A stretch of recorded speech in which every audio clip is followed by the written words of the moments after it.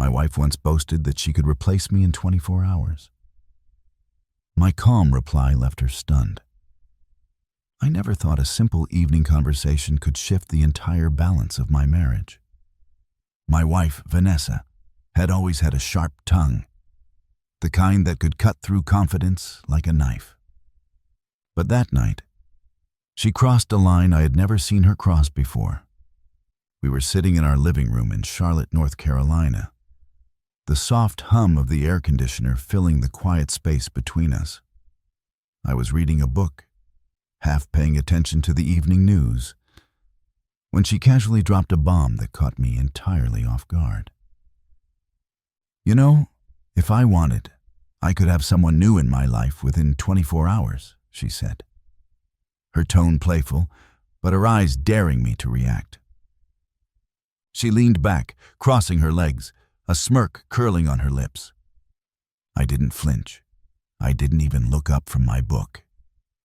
Vanessa thrived on reactions: anger, panic, jealousy. But I had learned long ago that conceding to her little games only fueled her. I closed the book slowly, letting the click of the cover echo in the quiet room. "Is that so?" I asked calmly, my voice even, measured. Not cold, not indifferent, just calm. The kind of calm that unsettles someone used to watching you squirm at their words. Vanessa blinked, a flicker of surprise crossing her face. She had expected indignation, maybe even a sharp retort. Instead, she found none. She leaned forward, resting her elbows on her knees, her smirk faltering. "You're not taking this seriously," she said, almost incredulously. I looked at her then, really looked, seeing the mixture of confidence and insecurity that always danced in her eyes. "I am," I said softly, "and yet I don't feel threatened. Go ahead. Try. See what happens." Vanessa laughed, a short, nervous sound. "You think I'm bluffing?" she asked, her voice wavering slightly. That was the moment I knew the tables had shifted. For years, she had controlled the narrative of our marriage through manipulation, teasing, and those little verbal jabs designed to make me doubt myself. But that evening, the power dynamic changed, and I hadn't raised my voice or issued a single threat. I simply remained unshaken, a mirror to her own boldness. I could see her mind working, recalculating, assessing.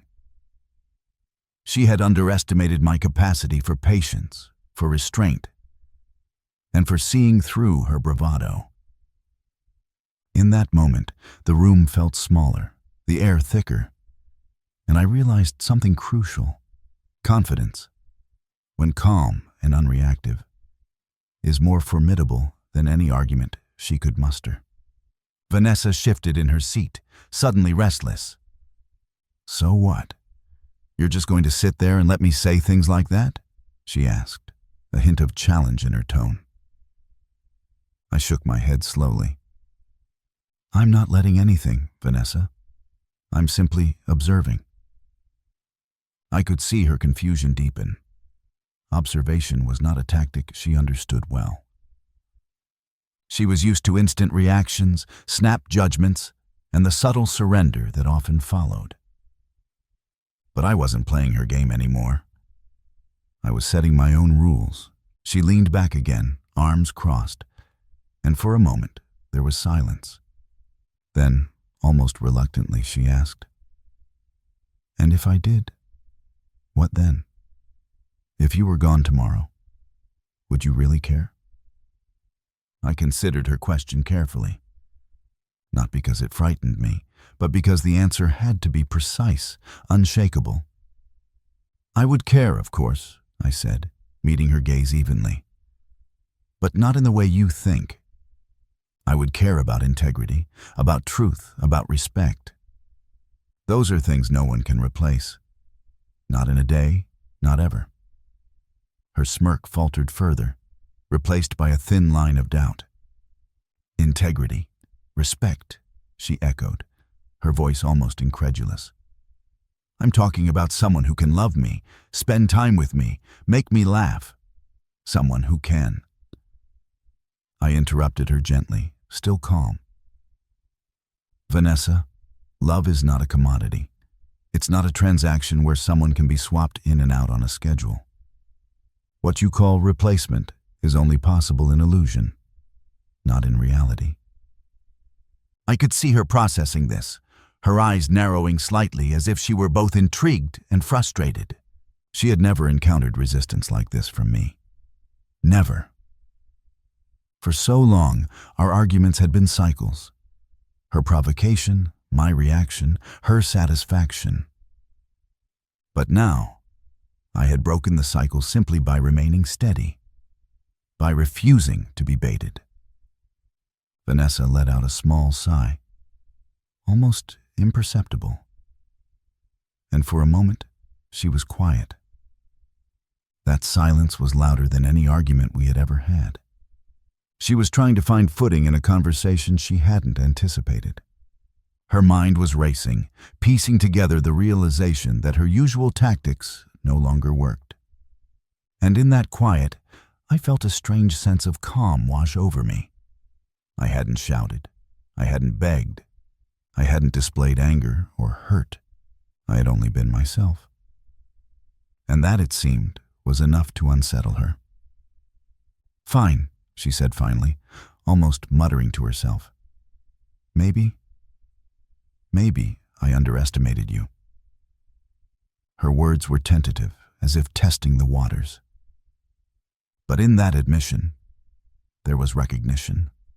Perhaps the first real recognition in years. That the dynamic between us had shifted. I simply nodded, letting her statement hang in the air without embellishment. No triumph, no gloating, just calm acknowledgement. I knew the real challenge wasn't over. Vanessa had a way of testing boundaries, of probing weaknesses. But I also knew something important. When a person's power depends on provoking others, removing the reaction removes the power. And for the first time in our marriage, I felt like I was holding the reins, not with force, but with steady presence, with measured words, and quiet confidence. Vanessa looked at me, her eyes a mix of curiosity, frustration, and perhaps a hint of admiration she would never admit aloud. She leaned forward, resting her chin on her hand, studying me as if trying to decode a language she didn't understand. You really don't feel threatened? She asked quietly, almost whispering. I shook my head. Not in the slightest. You may try, you may boast. But my sense of self, my clarity, isn't tied to anyone proving something to me. And neither is the truth of our marriage. Her lips pressed into a thin line. You're calm. Too calm, she murmured. That's when I realized something critical. Calmness is often mistaken for weakness, but it's actually one of the most disarming weapons a person can have. It reflects control, patience, and a refusal to be manipulated. I had learned that lesson the hard way. Through years of tension, provocations, and the endless games people play when they feel threatened. I'm not here to prove myself, I continued softly. And I'm not here to watch you prove yourself either. If your idea of love is a race to see who can be replaced first, then maybe you need to reconsider what love really means. It's not speed, it's depth, it's understanding, it's trust. I could see her processing every word. The smirk on her face was gone, replaced by a contemplative frown. She shifted in her seat again, a subtle sign of discomfort. I didn't need to push further. The silence did the work that confrontation never could. It was in that silence that the truth settled between us, like dust floating in a sunbeam. Impossible to ignore, Vanessa had always thrived on reaction, on chaos, on emotional fireworks. But she couldn't manufacture a response from me. Not tonight, not this time. Finally, she spoke. Her voice lower now, tinged with something softer. Maybe I underestimated how much you value yourself, how much I don't control you. The admission was brief, almost buried under layers of habit and pride. But it was there, and that was enough. That single, quiet acknowledgement marked a turning point in our marriage. The game had changed, and I had won. Not by yelling, not by scheming, but simply by being unwavering in my calm. I smiled gently, not with triumph, but with quiet assurance. It's not about control, Vanessa. It's about understanding. It's about knowing the worth of the people in your life. Not just yourself, but those around you. If we ever want to move forward, it has to be based on respect, clarity, and honesty. Anything less is just posturing. She nodded slowly, still digesting my words.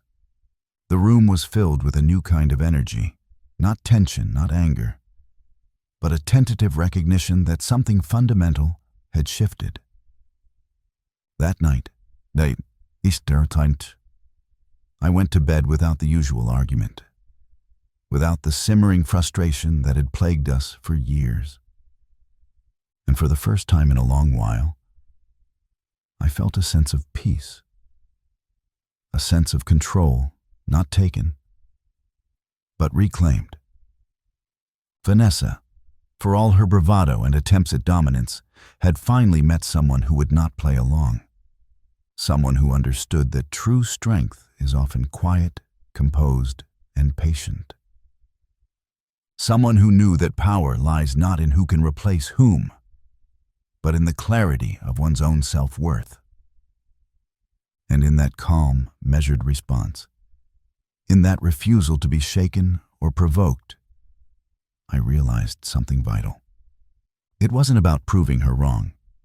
It was about proving myself right. About showing that respect, patience, and quiet confidence are far more powerful than any boast, any challenge, any fleeting attempt at intimidation. And Vanessa, for all her confidence, had finally understood.